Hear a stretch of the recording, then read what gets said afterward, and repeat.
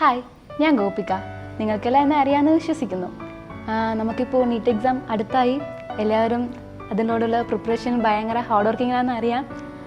നമ്മൾ ഇത്രയും ദിവസം എന്താണോ ചെയ്തത് അത് ഇനി മുൻപോട്ട് കൊണ്ടുപോവുക. നമുക്ക് കിട്ടുമെന്നുള്ളൊരു പ്രതീക്ഷയിലെല്ലാം ചെയ്യുക. നമ്മൾ ഇത്രയും ദിവസം കഷ്ടപ്പെട്ടിട്ടുണ്ടല്ലോ, അതിൻ്റെ ഫലം എന്തായിട്ട് കിട്ടും, കിട്ടിയിരിക്കും. പിന്നെ ടെൻഷനൊന്നും ആവണ്ട. എല്ലാവർക്കും ടെൻഷൻ ഉണ്ടാവും, അതൊക്കെ നമുക്കെല്ലാം ചെയ്യാം, പ്രശ്നമൊന്നുമില്ല. നമ്മുടെ പാരൻസിൻ്റെ എല്ലാവരുടെയും ആഗ്രഹമായിരിക്കും നമ്മളെ ഒരു നല്ല ഒരു പോസ്റ്റിങ്ങിൽ എത്തിക്കാനെന്നുള്ളത്. അപ്പോൾ നമുക്കും അത് ഓൺ ഡ്രീമൊക്കെ ആയിരിക്കും. അപ്പോൾ എന്നാലും അവർക്ക് ഒരു സന്തോഷം കൊടുക്കുന്ന രീതിയിൽ നമ്മളെ കൊണ്ട് പറ്റുന്ന മാക്സിമം എല്ലാം നമ്മൾ ഇതുവരെ ചെയ്തിട്ടുണ്ട്. ഇനി നമ്മൾ ഫ്രണ്ടിലോട്ട് അത് കൊണ്ടുപോവുക, എക്സാം നന്നായിട്ട് എഴുതുക, പിന്നെ പാരൻസിൻ്റെ സ്വപ്നങ്ങളെല്ലാം ചെയ്തു കൊടുക്കുക. പിന്നെ എൻ്റെ പാരൻസ് ഇപ്പോൾ എൻ്റെ കൂടെ ഇല്ല. പെട്ടിമുടി ലാൻഡ് സ്ലൈഡിൽ എൻ്റെ ഫാമിലി ടോട്ടലായിട്ട് ഞാൻ ഇപ്പോൾ നഷ്ടപ്പെട്ടിരിക്കുകയാണ്. അപ്പോൾ അവരുടെ ഒരു ആഗ്രഹമായിരുന്നു ഞാൻ ഒരു ഡോക്ടർ ആകണം, ഇങ്ങനെ ജീവിതത്തിൽ എന്തെങ്കിലും ഒരു ഹൈ പൊസിഷനിൽ വന്ന് നിൽക്കണമെന്ന്.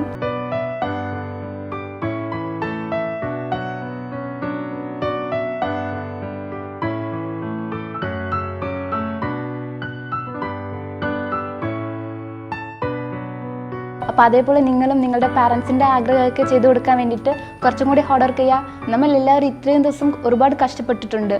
അപ്പോൾ എന്തായാലും അതിൻ്റെ വിജയം നമുക്ക് കിട്ടിയിരിക്കും. പിന്നെ ബ്രില്യൻറ്റിലെ സ്റ്റുഡൻസ് ആണ്, പ്രത്യേകിച്ച് പറയണ്ടല്ലോ. അപ്പോൾ നമുക്കിവിടുത്തെ ക്ലാസ്സസ് ആയാലും ഓരോരോ എക്സാംസും മോഡൽ എക്സാംസും ഇവിടെ ടീച്ചേഴ്സിൻ്റെ മോട്ടിവേഷനും എല്ലാം ഒരുപാട് നമ്മളെ ഹെൽപ്പ് ചെയ്തിട്ടുണ്ട്.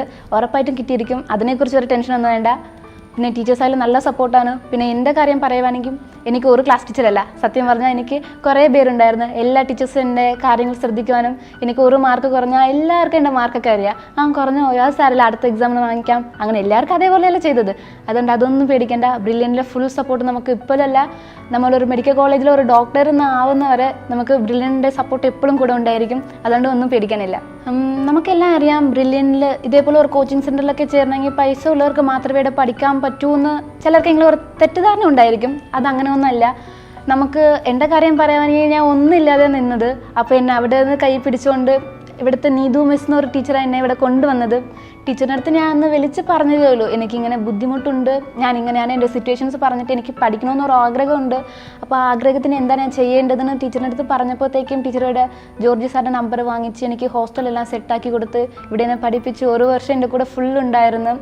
അപ്പോൾ പൈസ അതൊരു ഫാക്റ്റ് അല്ല. ഇവിടെ നമുക്ക് നിങ്ങൾ എവിടെ ഇരുന്നാലും ആ സ്ഥലത്ത് നിന്ന് നമുക്ക് ഫ്രണ്ടിലോട്ട് പോകാൻ എല്ലാ ഒരു സപ്പോർട്ടും ബ്രില്യൻ നമുക്ക് ചെയ്തു കൊടുക്കുന്നുണ്ട്. നമ്മുടെ ഡയറക്ടേഴ്സിനെ കുറിച്ച് പറയുവാണെങ്കിൽ ഫുൾ സപ്പോർട്ടീവാണ്, നമുക്ക് വേണ്ടി എല്ലാം ചെയ്തു കൊടുക്കുന്നുണ്ട്.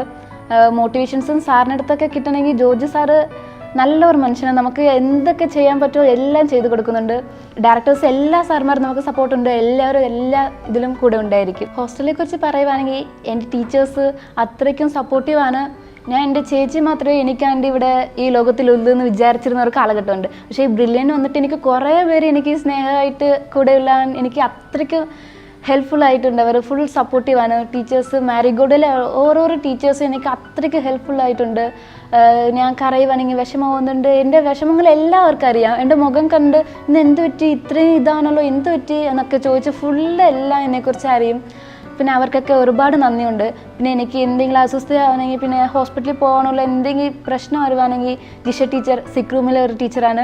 അപ്പോൾ സിക്ക് റൂമിലെ നേഴ്സാണ് ആ ടീച്ചർ.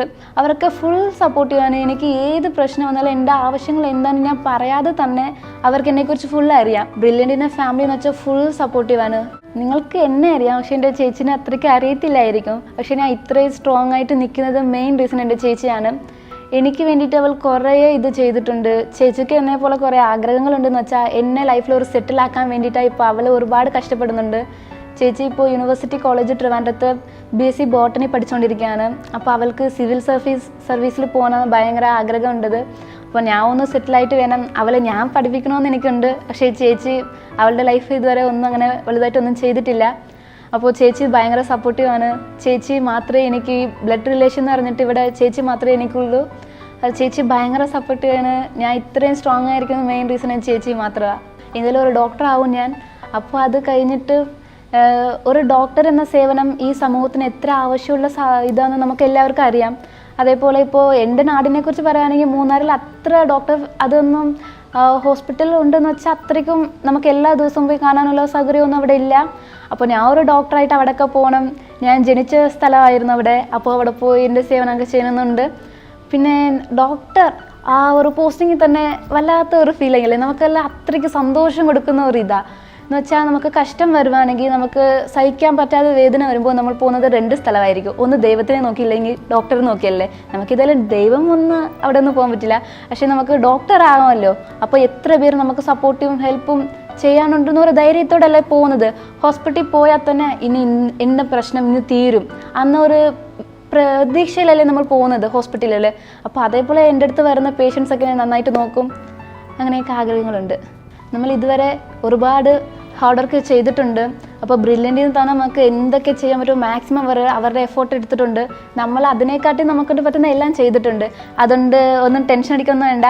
നമുക്ക് കുറച്ച് സ്ട്രെസ്സൊക്കെ ഉണ്ടാകുന്ന സമയമാണ്. ഇപ്പോൾ പാരൻസിൻ്റെ അടുത്ത് പോയി സംസാരിക്കുക, നമ്മുടെ ടീച്ചേഴ്സ് ഉണ്ട് അവരുടെ അടുത്ത് നമ്മുടെ കാര്യങ്ങൾ ഇതാണെന്ന് പറയാം. പിന്നെ ടെൻഷനൊന്നും വേണ്ട. എല്ലാം ഓരോരോ ദിവസം നല്ല ഒരു പോസിറ്റീവ് വൈബായിട്ട് സംസാരിക്കുക, ഇരിക്കുക. പിന്നെ നെഗറ്റീവ് തോട്ട്സ് ഒന്നും പോകണ്ട, നമ്മളെ കൊണ്ട് പറ്റത്തില്ല അങ്ങനെ ഒന്നും ഇപ്പോൾ ചിന്തിച്ചേക്കല്ലേ. ഇത്രയും ദിവസം നമ്മൾ ഒരുപാട് കഷ്ടപ്പെട്ടിട്ടുണ്ട്. അപ്പോൾ അതിനുള്ള എല്ലാം നമുക്ക് കിട്ടിയിരിക്കും. അതുകൊണ്ട് ഒന്നും പേടിക്കാനൊന്നുമില്ല.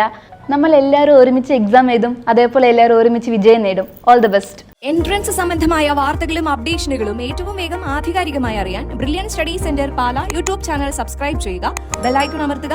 ഈ വീഡിയോ മറ്റു സുഹൃത്തുക്കളിലേക്കും മാക്സിമം ഷെയർ ചെയ്യുക.